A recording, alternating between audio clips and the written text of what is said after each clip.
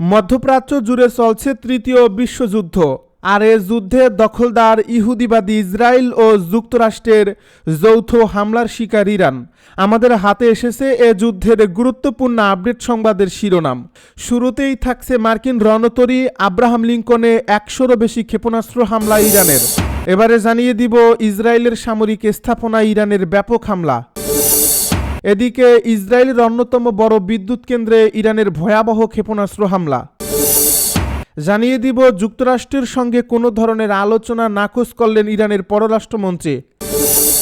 সবশেষে জানিয়ে দিব আলোচনা ব্যর্থ হলে ইরানকে চরম মূল্য দিতে হবে হোয়াইট হাউসের হুঁশিয়ারি। এতক্ষণ শুনছিলেন হাতে থাকা আপডেট সংবাদের শিরোনাম, এবারে বিস্তারিত। তবে তার আগে অনুরোধ রইল ভিডিওটিতে একটি লাইক এবং কমেন্ট করে জানিয়ে দিন ভিডিও সম্পর্কে আপনার মূল্যবান মতামত। আরও জানিয়ে দিন ভিডিওটি কোথা থেকে দেখছেন বা কোন জেলা থেকে দেখছেন।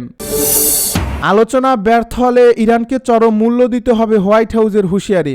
ইরানের সাথে চলমান চরম উত্তেজনার মধ্যে হোয়াইট হাউস থেকে তেহরানের প্রতি এক নজিরবিহীন ও কঠোর হুঁশিয়ারি উচ্চারণ করা হয়েছে। মার্কিন প্রশাসন স্পষ্ট করে জানিয়েছে, প্রেসিডেন্ট ডোনাল্ড ট্রাম্প কূটনীতির মাধ্যমে সমস্যার সমাধান পছন্দ করলেও ইরান যদি আলোচনার প্রস্তাব প্রত্যাখ্যান করে তবে তাদের উপর এমন ভয়াবহ সামরিক আঘাত হানা হবে যা তার আগে কখনোই দেখেনি।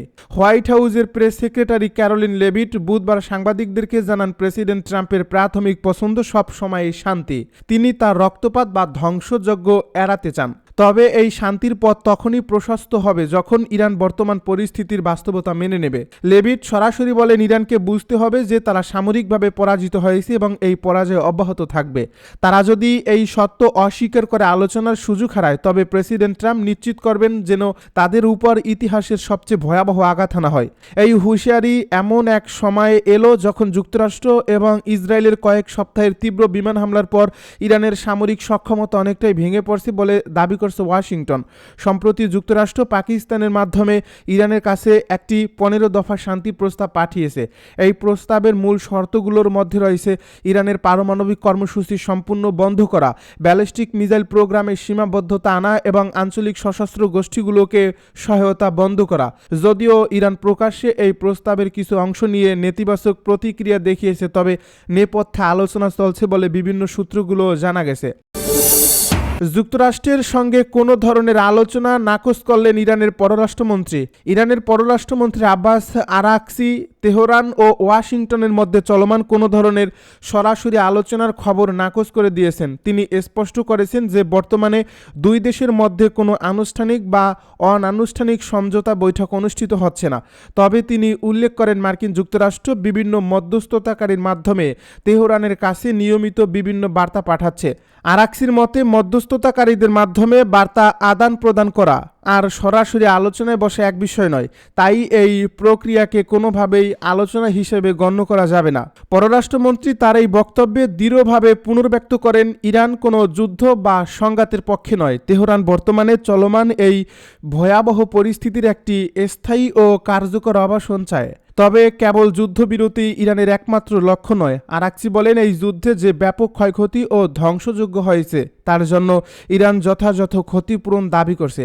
তিনি ইঙ্গিত দেন, যে কোনো ভবিষ্যৎ রাজনৈতিক সমাধান বা চুক্তিতে অবশ্যই জবাবদিহিতা নিশ্চিত করতে হবে এবং ক্ষতিগ্রস্ত অবকাঠামো পুনর্গঠনের প্রতিশ্রুতি অন্তর্ভুক্ত থাকতে হবে। মূলত যুদ্ধের দায়ভার নিরূপণ এবং স্থায়ী শান্তির নিশ্চয়তা ছাড়া তেহরান কোনো প্রস্তাবে সায় দেবে না বলেই তারা বক্তব্যে ফুটে উঠছে। ইসরায়েলের অন্যতম বড় বিদ্যুৎ কেন্দ্রে ইরানের ব্যাপক ক্ষেপণাস্ত্র হামলা। ইসরায়েলের অন্যতম বৃহৎ বিদ্যুৎ কেন্দ্রে ইরানের ক্ষেপণাস্ত্র হামলার ঘটনা ঘটেছে। ভূমধ্যসাগরীয় উপকূলের হাদেরায় অবস্থিত এই বিদ্যুৎ কেন্দ্রটি থেকে ধোঁয়ার কুণ্ডলী উঠতে দেখা গেছে। বিবিসি কর্তৃক যাচাইকৃত একটি ভিডিও ফুটেজে বিদ্যুৎ কেন্দ্রের একটি কুলিং টাওয়ারের পাশ থেকে ধূসর ধোঁয়া আকাশের দিকে উঠতে দেখা যায়। বিবিসি স্যাটেলাইট ইমেজ বিশ্লেষণের মাধ্যমে নিশ্চিত করছে যে এই ভিডিওটি সাম্প্রতিক এবং ঘটনাস্থলটি হাদেরার ওই বিদ্যুৎ কেন্দ্রেরই 2022 সালে কয়লা চালিত কেন্দ্র থেকে গ্যাস চালিত স্থাপনায় রূপান্তরিত এই কেন্দ্রটি ইসরায়েলের জ্বালানি অবকাঠামোর অন্যতম প্রধান ভিত্তি। বিবিসির তথ্যমতে এই ভিডিওটি আজই প্রথম অনলাইনে আপলোড করা হয়েছে। এদিকে এই হামলার প্রেক্ষিতে ইসরায়েল ইলেকট্রিক কর্পোরেশনের বরাত দিয়ে দ্য টাইমস অফ ইসরায়েল জানিয়েছে, ব্যালিস্টিক ক্ষেপণাস্ত্র আঘাত হানলেও বিদ্যুৎ কেন্দ্রটির মূল অবকাঠামোতে কোনো বড় ধরনের ক্ষয়ক্ষতি হয়নি। ইরানের পক্ষ থেকে সরাসরি এই হামলার কথা স্বীকার বা বিস্তারিত কোনো আনুষ্ঠানিক বিবৃতি এখনও দেওয়া হয়নি। তবে আঞ্চলিক উত্তেজনার প্রেক্ষাপটে এই হামলাকে ইসরায়েলের গুরুত্বপূর্ণ কৌশলগত স্থাপনায় ইরানের সক্ষমতার প্রদর্শন হিসেবে দেখা হচ্ছে। ইসরায়েলের সামরিক স্থাপনায় ইরানের ব্যাপক হামলা।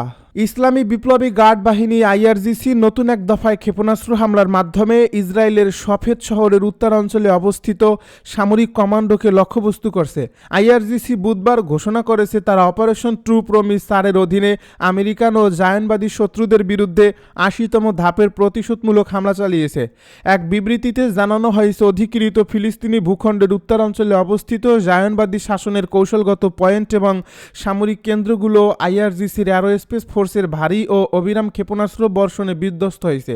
এই বাহিনী জানিয়েছে সর্বশেষ দফার প্রতিশোধমূলক হামলা লেবাননের হিজবুল্লাহ এবং দক্ষিণ লেবাননের মজলুম জনগণের গর্বিত অভিযানের সমর্থনে পরিচালিত হয়েছে। আইআরজিসির মতে এই অভিযানে সুনির্দিষ্টভাবে সফেদ শহরের উত্তরাঞ্চলে অবস্থিত ইসরায়েলি সেনাবাহিনীর সামরিক কমান্ডোকে লক্ষ্যবস্তু করা হয়েছে, যা ফিলিস্তিনের উত্তর সীমান্ত বরাবর আক্রমণ ও প্রতিরক্ষার জন্য বাহিনী মোতায়েন ও পরিচালনার দায়িত্ব পালন করে। তারা আরও উল্লেখ করেছে, এই অভিযান শিশু হত্যাকারী ইসরায়েলি শাসনের বিরুদ্ধে পূর্ব ঘোষিত ধারাবাহিক অভিযানের সূচনা মাত্র। অধিকৃত ফিলিস্তিনের উত্তরাঞ্চল এবং গাজা উপত্যকায় ইসরায়েলি বাহিনীর অবস্থানগুলোতে ইসলামী প্রজাতন্ত্র ইরান কোনো ধরনের বিবেচনা ছাড়াই ভারী ক্ষেপণাস্ত্র ও ড্রোন হামলা চালিয়ে যাবে। এছাড়া অধিকৃত ভূখণ্ডের প্রাণকেন্দ্র তেল আবিব, কিরিয়াত শমনা এবং বনেই ব্রাকের লক্ষ্যবস্তু সহ মার্কিন সন্ত্রাসী বাহিনীর ঘাঁটি, আল আজরাক বিমান ঘাঁটি এবং শেখ ইসা বিমান ঘাঁটিতে নিখুঁত নিশানার তরল ও কঠিন জ্বালানির ক্ষেপণাস্ত্র এবং বিধ্বংসী ড্রোন দিয়ে হামলা চালানো হয়েছে। গত 28 ফেব্রুয়ারি ইসলামী বিপ্লবের নেতা আয়াতুল্লাহ সাইয়েদ আলী খামেনি সহ বেশ কয়েকজন শীর্ষ সামরিক কমান্ডার এবং বেসামরিক নাগরিককে হত্যার পর যুক্তরাষ্ট্র ও ইসরায়েলি শাসন ইরানের বিরুদ্ধে উস্কানিহীন বড় মাপের সামরিক অভিযান শুরু করে। মার্কিন রণতরী আব্রাহাম লিঙ্কনে 100 ক্ষেপণাস্ত্র হামলা ইরানের। মার্কিন রণতরী আব্রাহাম লিঙ্কনে ইরান 100টিরও বেশি ক্ষেপণাস্ত্র নিক্ষেপ করেছে বলে জানিয়েছেন যুক্তরাষ্ট্রের প্রেসিডেন্ট ডোনাল্ড ট্রাম্প। তবে ইরানের ছোড়া প্রতিটি ক্ষেপণাস্ত্র ভূপাতিত করা হয়েছে বলেও দাবি করেন তিনি। যুক্তরাজ্য ভিত্তিক সংবাদ মাধ্যম ডেইলি মেইল বিষয়টি জানিয়েছে। হোয়াইট হাউসে দেওয়া এক বক্তব্যে ডোনাল্ড ট্রাম্প বলেন, তারা আমাদের একটি বিমানবাহী রণতরীতে প্রায় 100টি ক্ষেপণাস্ত্র নিক্ষেপ করেছিল। মোট 101টি ক্ষেপণাস্ত্র ছোড়া হলেও প্রতিটি প্রতিহত করা হয়েছে। ইরানের নৌবাহিনীর কমান্ডার রিয়ার অ্যাডমিরাল শাহরাম ইরানি জানিয়েছেন, মার্কিন এই যুদ্ধ জাহাজটি তাদের সার্বক্ষণিক নজরদারিতে রয়েছে এবং প্রয়োজন হলে আবারও হামলা চালানো হবে। এর আগে বুধবার ইরানের সেনাবাহিনী রণতরীটিতে হামলার দাবি করেন। তারা জানায়, কোস্টাল ক্রুজ ক্ষেপণাস্ত্রের মাধ্যমে যুক্তরাষ্ট্রের এয়ারক্রাফট ক্যারিয়ার ইউএসএস আব্রাহাম লিঙ্কনে হামলা চালানো হয়েছে। দেশটির রাষ্ট্রায়ত্ত মিডিয়া প্রেস টিভি এমন খবর প্রকাশ করছে। প্রকাশিত ভিডিও ফুটেজে দেখা গেছে ইরান উপকূল থেকে সমুদ্রগামী একাধিক ক্রুজ ক্ষেপণাস্ত্র নিক্ষেপ করছে, যেখানে রণতরীটি আরব সাগরে অপারেশন এপিক ফিউরি সমর্থনে মোতায়েন রয়েছে।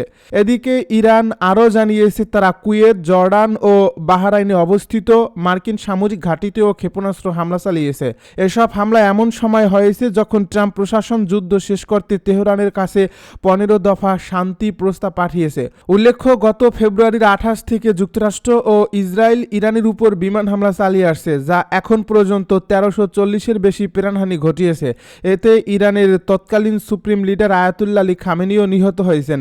এর প্রতিক্রিয়ায় ইসরায়েল, জর্ডান, ইরাক এবং উপসাগরীয় দেশগুলোতে যেখানে মার্কিন সামরিক অবকাঠামো রয়েছে সেসব স্থাপনায় ড্রোন ও ক্ষেপণাস্ত্র হামলা চালিয়েছে ইরান।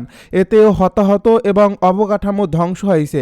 তেলের বিশ্ববাজারে চরম অস্থিরতা বিরাজ করছে ও বিমান চলাচলে ব্যাঘাত সৃষ্টি হয়েছে।